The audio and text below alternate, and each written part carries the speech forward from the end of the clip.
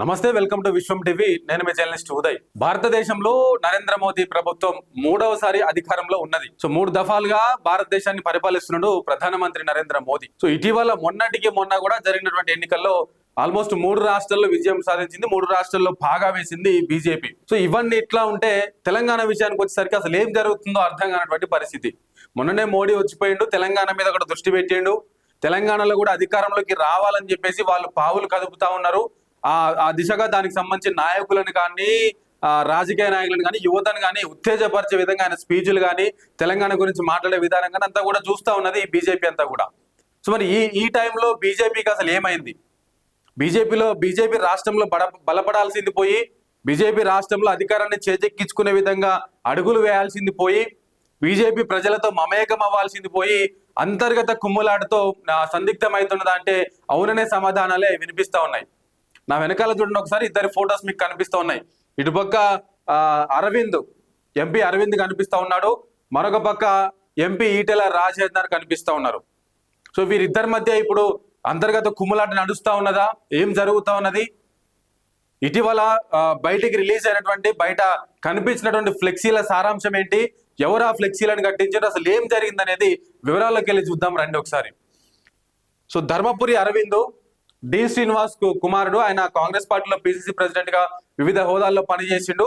ప్రస్తుతానికి బీజేపీ నుంచి రెండవసారి ఎంపీగా ప్రాతినిధ్యం వహిస్తా, నిజామాబాద్ ఎంపీగా రెండవసారి ప్రాతినిధ్యం వహిస్తా ఉన్నాడు. మరొక పక్క ఈటెల రాజేందర్ అనగానే అందరికి గుర్తొచ్చేది ఫస్ట్ తెలంగాణ ఉద్యమకారుడు. తెలంగాణ రాష్ట్ర సమితి స్థాపించిన నాటి నుండి మొదలుకుంటే తర్వాత చాలా ఉద్యమాల్లో, తెలంగాణ కోసం జరిగినటువంటి చాలా పోరాటాల్లో, ఉద్యమాల్లో ఈటెల రాజేందర్ ఇల్లే ఒక ఇల్లు అయిపోయింది. ఆయన చేయని పోరాటం లేదు, ఆయన చేయని నిరసన కార్యక్రమం లేదు. తెలంగాణ రాష్ట్ర సాధనలో ఈయన పాత్ర కూడా లేకుండా చరిత్రని మనం ముగించలేం. సో అట్లాంటి ఈటెల రాజేందర్ కొన్ని అనివార్య కారణాల వల్ల తర్వాత బీఆర్ఎస్ పార్టీతో అంటే కేసీఆర్ తో విభేదించి అప్పుడున్నటువంటి బీజేపీలో చేరిండు.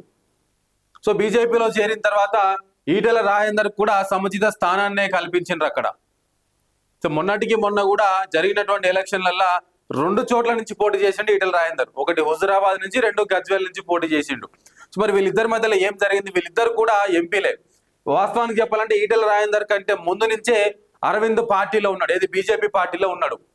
ఇప్పుడు వచ్చినటువంటి ఇబ్బంది ఏందనేది ఒకసారి చూద్దాం రండి. రైట్, మేడ్చల్ జిల్లాలో ఈ ఫ్లెక్సీ ఇప్పుడు కలకలం రేపుతా ఉన్నది మొత్తం కూడా. రైట్, బీజేపీ ఈటెలకు ఎన్నో అవకాశాలను కల్పించి పెద్ద నాయకుడిగా నిలబెట్టింది. నీకింకా అసంతృప్తి దేనికి ఈటెల అని చెప్పేసి డైరెక్ట్ గా ఫ్లెక్సీ కట్టిరు. చూడండి, ఫ్లెక్సీ కట్టి రోడ్డు పక్కన ఇది చూడండి. పార్టీ కంటే వ్యక్తిగత ఇమేజ్కే ప్రాధాన్యం ఈటెల నైజం, కార్యకర్తల కంటే భజన బృందానికే విలువనివ్వడం ఈటెల సిద్ధాంతం. ఈటెల సీఎం కలలు స్వార్థ రాజకీయాలతో బీజేపీలో నష్టం. కార్యకర్తల స్వేదాన్ని నీ వ్యక్తిగత ఆవేశాల కోసం బలి చేస్తున్నావు. పార్టీ కోసం పనిచేసిన వారిని పక్కన పెట్టడం, తనను జోకే వారికి ప్రోత్సాహం కల్పించడం ఈటెలకు వెన్నతో పెట్టిన విద్య. పార్టీ నా చుట్టూ తిరగాలి, నేను చెప్పిందే నడవాలి, వినాలి అన్న ఈటెల అహంకారంతో పట్టు కోల్పోతున్న బీజేపీ అంటూ ఈ ఫ్లెక్సీ చూడండి ఎట్లా ఉన్నదో. విత్ ఇన్ ద పార్టీలోనే 4 గోడల మధ్య పరిష్కారం కావాల్సినటువంటి ఈ గొడవ చిలికి గాలివానలాగా ఏర్పడి ఇవాళ రోడ్డు మీదకి వచ్చింది, ఫ్లెక్సీ రూపంలో బయటపడ్డది అది కూడా. అయితే ఇక్కడ మరి దీంట్లో ఎక్కడ కూడా ఎంపీ అరవింద్ పేరు రాలేదు. ఇంకొక ఫ్లెక్సీ ఉంది చూడండి, ఇట్రండి. రైట్, అసలు బీజేపీగో ఇక్కడ ఇంకోటి ఏంటంటే ఈటెల ఏడుపే బీజేపీకి శాపం. మీద 2వ ఫ్లెక్సీ. ఇడేం రాసిర్రు? రాష్ట్ర అధ్యక్ష పదవి రాలేదని ఏడుస్తున్న ఈటెల రాజేందర్ నువ్వు, సీఎం అభ్యర్థిగా ప్రకటించలేదని ఏడుస్తున్నావు నువ్వు, కేంద్ర మంత్రి పదవి రాలేదని ఏడుస్తున్నావు నువ్వు అని చెప్పేసి ఇట్లా ఒక 3 పాయింట్లు వీళ్ళు పెట్టిండ్రు. రైట్, ఇక బీజేపీ ఏం చేసింది, బీజేపీ ఈటెల రాజేందర్కి ఏం చేసింది అనే దాని మీద కూడా వీళ్ళు ఒకటి రాసిర్రు.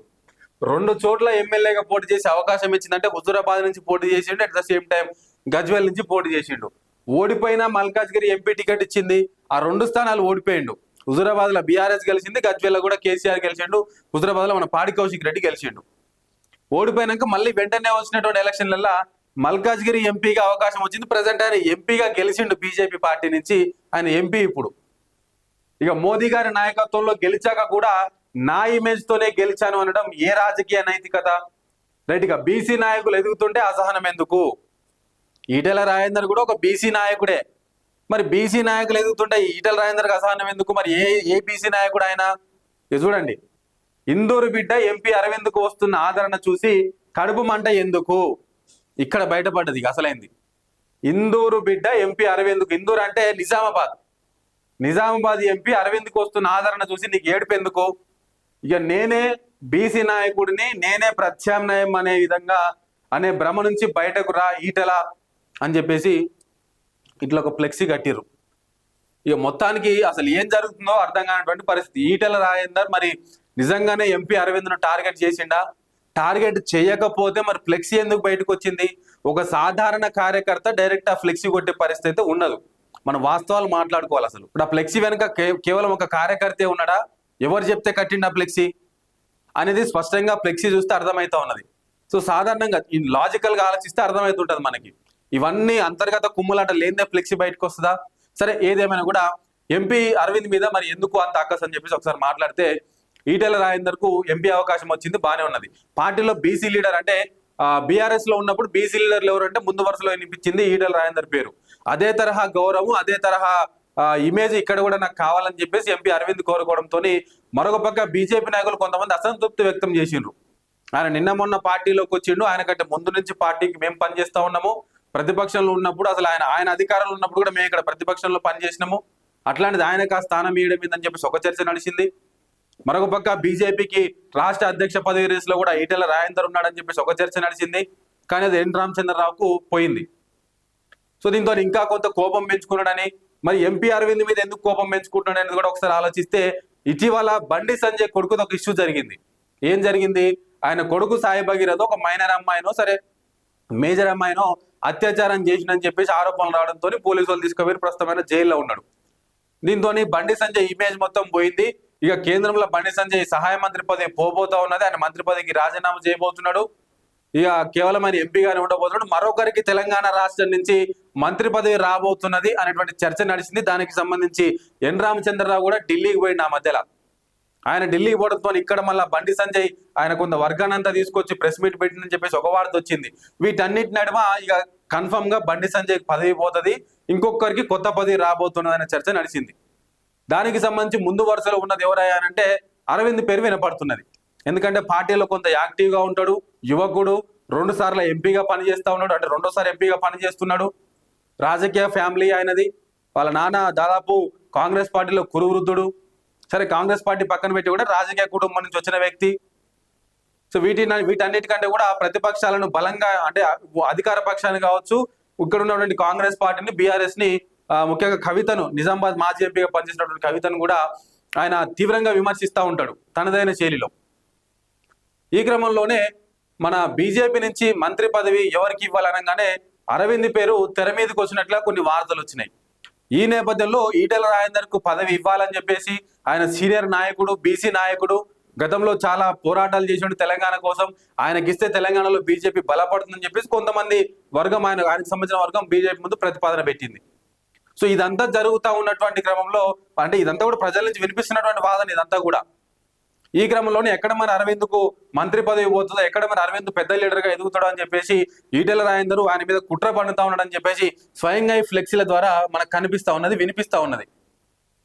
సో మరి ఏం జరుగుతా ఉన్నది దీని మీద? మరి అంటే ఇది జరిగిన తర్వాత ఈటెల రాజేందర్ కు మద్దతుగా కొంతమంది ఎమ్మెల్యేలు, ఎమ్మెల్సీలు కూడా నిలబడ్డారు. అంత తప్పుడు ప్రచారం, అంత కాదని చెప్పి. ఈవెన్ బీజేపీ రాష్ట్ర అధ్యక్షుడు ఎన్ రామచంద్రరావు కూడా దీన్ని ఖండించిండు. అట్లాంటిది ఏం లేదు, మా నాయకులందరూ కూడా కలిసి ఎదుగుతుంటే ఓర్వలేక కొంతమంది చిచ్చులు పెడుతున్నారు అంటున్నారు. ఒకవేళ విత్ ఇన్ ద పార్టీలో మన ఫ్లెక్సీ కట్టింది ఎవరు? మీ పార్టీ వాళ్ళు కాదు. ఫ్లెక్సీ కట్టింది ఎవరు? మరి ఇప్పుడు మీరు తలుచుకుంటే పట్టుకోవడంలో పెద్ద ఇబ్బంది ఏం లేదు కదా. ఆ ఫ్లెక్సీ ఎవరు కట్టిరు, ఎందుకు కట్టాల్సి వచ్చింది? దాంట్లో మరి బీజేపీలో ఇంతమంది బీసీ నాయకుల పేర్లు ఉన్నప్పటికీ కూడా కేవలం ఇందూరు ఎంపీ అరవింద్ పేరు ఎందుకే వచ్చింది అక్కడ? ఆయన పేరు ఎందుకు ప్రస్తావించారు ఫ్లెక్సీలల్లా? దీంతో ఇవాళ బీజేపీలో ఉన్నటువంటి క్యాడర్ కూడా కొంత అయోమయానికి గురైతా ఉన్నటువంటి పరిస్థితి. నిజంగా వీళ్ళిద్దరి మధ్యలో వైరం ఉన్నదా? అసలు ఏం జరుగుతా ఉన్నది? ఇప్పుడిప్పుడే బీజేపీ తెలంగాణలో బలపడతా ఉన్నది. కొన్ని ఎమ్మెల్యే సీట్లు కావచ్చు, ఎంపీ సీట్లతో పాటుగా ఇంకొన్ని రేపు కార్పొరేషన్లో గెలుస్తామనే నమ్మకంతో ఉన్నారు. మోదీ జోష్తో ఉన్నారు. మొన్న 3 రాష్ట్రాల్లో గెలిచిన తర్వాత మేము కూడా ఇక్కడ బాగా వేయబోతున్నాం అని చెప్పేసి కొంత ఆశాభావం ఇక్కడ వ్యక్తం చేస్తా ఉన్నారు. ఈ సందర్భంలో మరి అంతర్గత కుమ్ములాట, సరే చిన్న లీడర్ల మధ్యలో అంటే ఏమనుకోవచ్చు, వీళ్ళిద్దరు కూడా ఎంపీలే, ఇద్దరు కూడా పెద్ద లీడర్లే. వీళ్ళిద్దరి మధ్య ఇట్లాంటి కుమ్ములాట ఉంటే మరి సామాన్య కార్యకర్త పరిస్థితి ఏంటి? వాళ్ళు రేపు పార్టీలో ఎట్లా ఎదుగుతారు? ఇట్లాంటి వర్గపోరు ఏంది అని చెప్పేసి కూడా ఇవాళ బీజేపీలో అందరూ కూడా చర్చించుకుంటా ఉన్నారు. ఏది ఏమైనా బీజేపీ నాయకులు కొంతమంది ఈవెన్ రాష్ట్ర అధ్యక్షుడితో సహా కొట్టి పారేస్తా ఉన్నప్పటికీ దీని మీద ఇంకా స్పష్టమైన సమాచారం, క్లారిటీ రావాల్సిన అవసరం అయితే బీజేపీ నాయకుల కన్నా ఉన్నది. కార్యకర్తల కన్నా స్పష్టంగా చెప్పాలని చెప్పేసి వాళ్ళు కోరుతా ఉన్నారు. ఎందుకంటే స్వయంగా ఇవాళ ఫ్లెక్సీలు బయటకు వచ్చినాయి, రేపు ఇంకేదైనా ఆడియోలు వీడియోలు బయటకు వస్తాయి, ఏం జరుగుతుందో అర్థం కానటువంటి పరిస్థితి. ఇట్లాంటి జరుగుతున్న ఈ తరంలో పార్టీకి డ్యామేజ్ అవుతుంది, పార్టీకి ఇబ్బంది కలుగుతుంది అని చెప్పేసి ఇవాళ బీజేపీ శ్రేణులందరూ కూడా కోరుతా ఉన్నారు. ముఖ్యంగా ఈ రెండు వర్గాల వాళ్ళకు క్లారిటీ ఇవ్వాల్సిన, లేదా వీళ్ళిద్దరిని ఈ రెండు వర్గాల వారిని పిలిపించుకొని మాట్లాడాల్సిన బాధ్యత బీజేపీ మీద కూడా ఉన్నది, బీజేపీ నాయకత్వం మీద, రాష్ట్ర నాయకత్వం మీద కూడా ఉన్నదని చెప్పేసి ఇవాళ తెలంగాణ బీజేపీ నాయకత్వం కూడా ఆశాభావం వ్యక్తం చేస్తూ ఉన్నది. ఏది ఏమైనా కూడా చూద్దాం మరి వీళ్ళిద్దరు అంశం ఎంతవరకు పోతుంది, మరి వీళ్ళిద్దరు బయటకు వచ్చి ఏమైనా మాట్లాడతారు, అసలు ఏం లేదని చెప్పి దీన్ని క్లోజ్ చేస్తారన్నది కూడా చూడాల్సిన అంశంగా అయితే ఉన్నది.